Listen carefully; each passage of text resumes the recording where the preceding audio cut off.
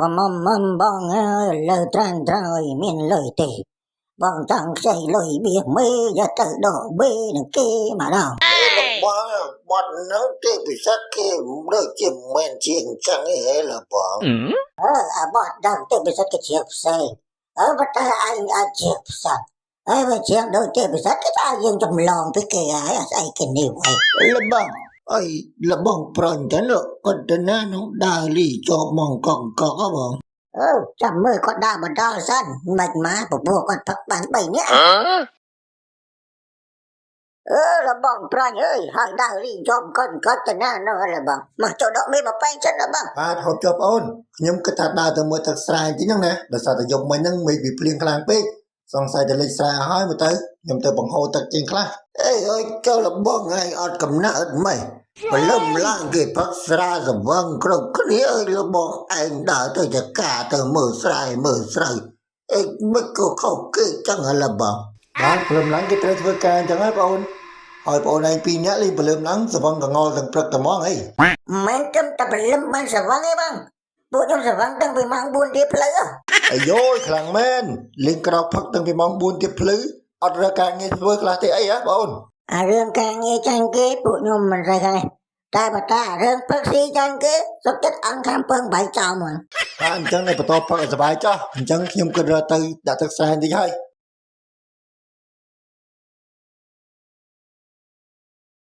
ណែមកបាទឥឡូវយើងអត់សាច់ខ្លែមកឲ្យបានស្អីខ្លែមកណែស្វាឯងឃើញចៃគេដើរត្រកហ្នឹងអត់ហ្នឹងឯងសាច់ខ្លែហ្នឹងឯងកុំរត់មើលអាមនបលយោនេះឲ្យចំកដុំឆែបចាប់ខុយរបស់កាច់យោណែស្វាត់មិនមើលទៅចាប់មនគ្នាអាលបលយោនេះឈើមើលណាអាម៉ាក់គ្នាចាប់បានហើយเว้ยតែប៉ុណ្ណេះយើងខ្លែមួយថ្ងៃវងនេះក៏មិនអស់ដែរ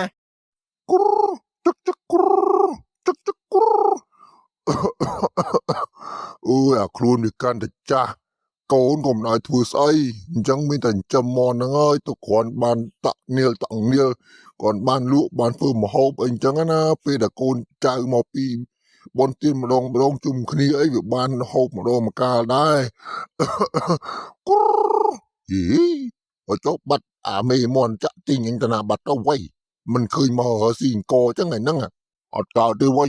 អញគិតរកដល់ទៅមើលអាមេមនចាក់ទីងនឹងតិចសិនរត់ដងទៅបលឹមឡើងនៅមុខផ្ទះមករកស៊ីអង្គហើយថ្ងៃហ្នឹងបាត់ឈឹងអញ្ចឹងសង្ស័យអាណាខ្វាយបាត់ហើយមិនដឹងវៃ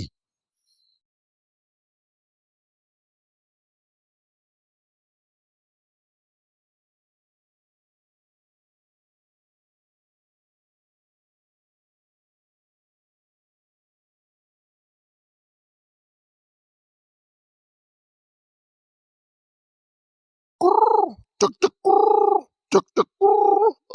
តាក់ទីងចឹក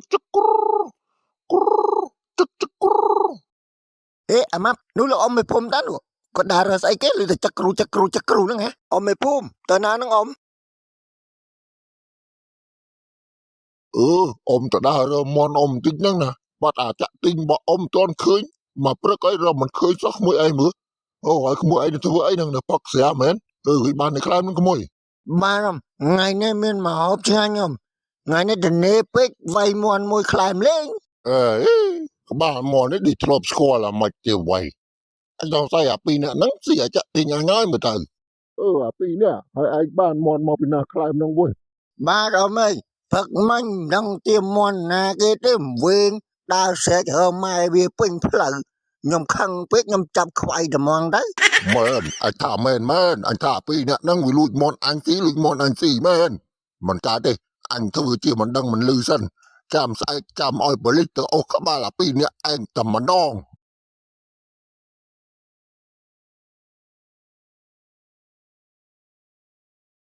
យាយបងអូនពីរនាក់នេះនៅមិនទាន់ឈប់ផឹកទៀតតាំងពីព្រឹករហូតដល់ស្មានហើយមិនទាន់ឈប់ផឹកទៀតចំហើយណាគេហ្នឹងលបងប្រាញ់ទេមកលបងដាក់មកពេងជាមួយខ្ញុំមកបលបងបាទអញ្ជើញភាសាចុះបងអូនខ្ញុំមកពីចកាអញ្ចឹងមកពីរៀងហត់អញ្ចឹងខ្ញុំមិនហ៊ានដាក់ទេខ្ញុំទៅផ្ទះសិនហើយណាបាទបើជ្រុលជាបងអូនហៅទៅហើយកុំឲ្យថាវាអាក្រក់ពេកអញ្ចឹងខ្ញុំសូមអត់ហូបស្រាទេណាបងអូនដោយសារតែខ្ញុំមកពីហត់ពេកខ្លាចស្លាក់ខ្យល់អញ្ចឹងខ្ញុំសូមហូបសាច់ខ្លែមតែមួយម៉ាត់ទេណា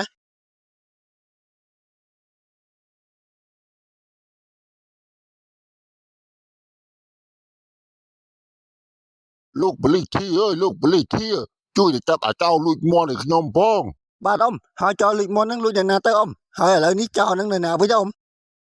អាចោលួចមន់ហ្នឹងវាគ្មានចោលមកពីឌូបៃឯណាទេក្មួយបលិធីអើយមានតែអាស្បត់ហើយនឹងអាម៉ាប់ហ្នឹងវាលួចមន់ខ្ញុំយកទៅស៊ីបាត់ហើយ ឥឡូវអាស្បត់ហើយនឹងអាម៉ាប់វាទៅណាបាត់ហើយអ៊ំចាំខ្ញុំទៅចាប់វាឲ្យ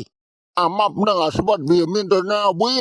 លួចមន់ខ្ញុំស៊ីហើយវានៅដេកអេផ្លោងនៅផ្ទះវាហ៎ បាទអ៊ំអញ្ចឹងអ៊ំឆាប់នាំខ្ញុំទៅ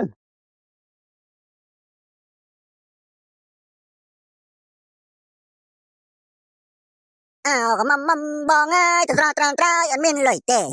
បងចង់ខ្ចីលុយមាមេទៅដកមេនៅផ្ទះយាយតើយ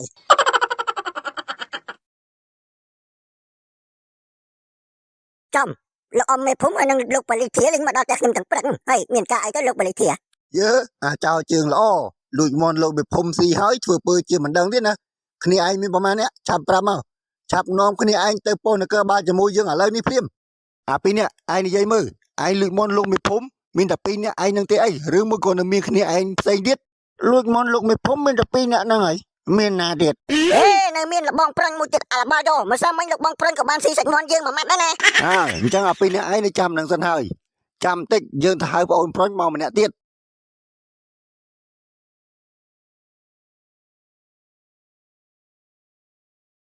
លោកបលិធីហៅខ្ញុំមកពន្ធនគរបាលនេះមានការអីដែរ